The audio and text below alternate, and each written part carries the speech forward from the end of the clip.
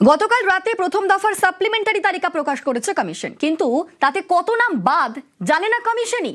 মাঝরাতে প্রথম দফার সাপ্লিমেন্টারি লিস্ট 29 লক্ষ বিচারাধীনের নিষ্পত্তি হলেও বাদ কত, এখনো মোট কত নাম বাদ তা স্পষ্ট নয়। 29 লক্ষ বিচারাধীনেরও সবার নাম প্রকাশ নয়, কত নাম নতুন ভোটার তালিকায় যুক্ত তাও অস্পষ্ট।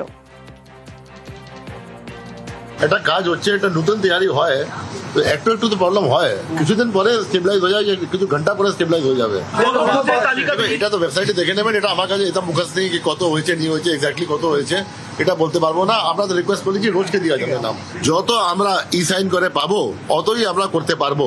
সাপ্লিমেন্টারি লিস্ট যেটা আছে আমাদের কাজ আছে শুধু পাবলিশ করা, প্রকাশ করা, যেখান থেকে আসবে জুডিশিয়াল অফিসার থেকে আমরা ওটা নিয়ে পাবলিশ করবো।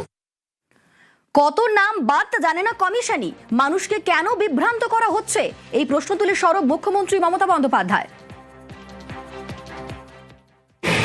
The election commission has still not declared how many names have been deleted in the supplementary list. That's why it is my question.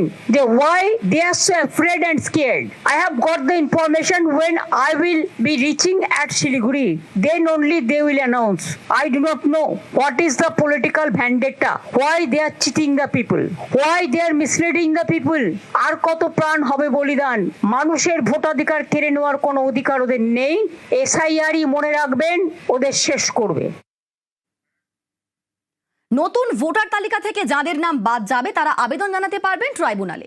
এ নিয়ে আইনি সাহায্য করবে তৃণমূল। রবিবার ভবানীপুরের কর্মী সভা থেকে এই নির্দেশ দেন মমতা বন্দ্যোপাধ্যায়। সেই মতো কাজ শুরু করে দিয়েছে তৃণমূল। আইনজীবীদের নিয়ে তৈরি করে ফেলেছে একটি দল।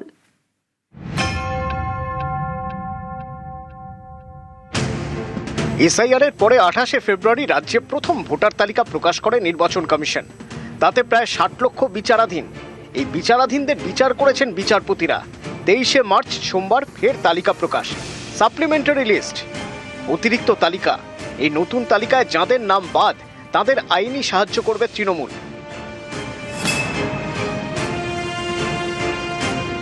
তৃণমূল নেত্রীর নির্দেশ মেনে এই আইনি সহায়তা। নাম বাদ যাওয়ার কয়েক ঘন্টার মধ্যেই ময়দানে নেমে পড়বেন তৃণমূলের নেতাকর্মীরা। যাদের নাম বাদ তাদের বাড়ি পৌঁছে যাবেন, নির্দিষ্ট জায়গায় তারা আবেদন করবেন, তারপর তাদের নিয়ে যাওয়া হবে ট্রাইব্যুনালে। এ নিয়ে ইতিমধ্যেই আইনজীবীদের একটি দল তৈরি করেছে তৃণমূল। এটাই তো বিজেপি চক্রান্ত, যে ইলেকশনটাকে এমন ভাবে ব্যস্ত করে দাও যাতে এই মানুষগুলিকে হয়রান করা হবে, বাদ দেওয়া হবে। এটা তৃণমূল হতে দেবে না। আমাদের বুথ ভিত্তিক নির্দেশ চলে গেছে, কোন বাড়িতে কারা এইভাবে বাদ দেওয়া হচ্ছে, অন্যায় ভাবে বাদ দেওয়া হচ্ছে, এটা আমরা কয়েক ঘন্টার মধ্যে আমরা সেই মানুষকে রিচ করব। যাদের চক্রান্তমূলক ভাবে বাদ দেওয়া হচ্ছে তাদের পরিবার এবং সেই ব্যক্তিগুলির পাশে তৃণমূল কংগ্রেস তাদের পরবর্তী পদ্ধতি ট্রাইব্যুনালে যাওয়া বা আইনি যা যা প্রসেস হবে সেগুলো তৃণমূল কংগ্রেস পাশে থাকবে।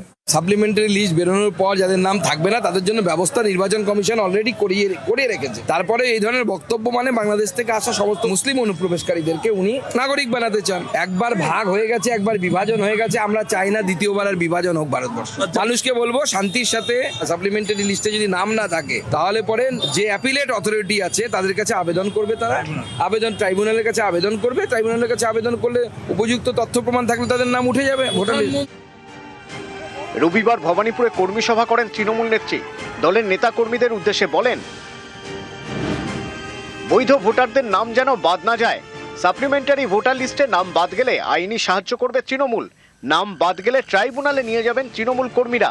ভোটাধিকার রক্ষা করা আমাদের কর্তব্য। সুপ্রিম কোর্টে গিয়েছি, ট্রাইব্যুনালও তৈরি হয়েছে, আদালত থেকে রাজপথ, আমরাই পাশে থেকেছি, আমরাই লড়েছি। নেত্রীর নির্দেশ মতো আসরে নেমে পড়েছে তৃণমূল। পশ্চিমবঙ্গের 23 জেলার জন্য অবসরপ্রাপ্ত বিচারপতিদের নেতৃত্বে তৈরি করা হয়েছে 19টি ট্রাইব্যুনাল। সাপ্লিমেন্টারি তালিকা থেকে যাদের নাম বাদ যাবে তারা এইসব ট্রাইব্যুনালে আবেদন জানাতে পারবেন। আবেদন জানানো যাবে অনলাইনে। জেলা শাসক, মহকুমা শাসকের অফিসে গিয়েও আবেদন জানানো যাবে।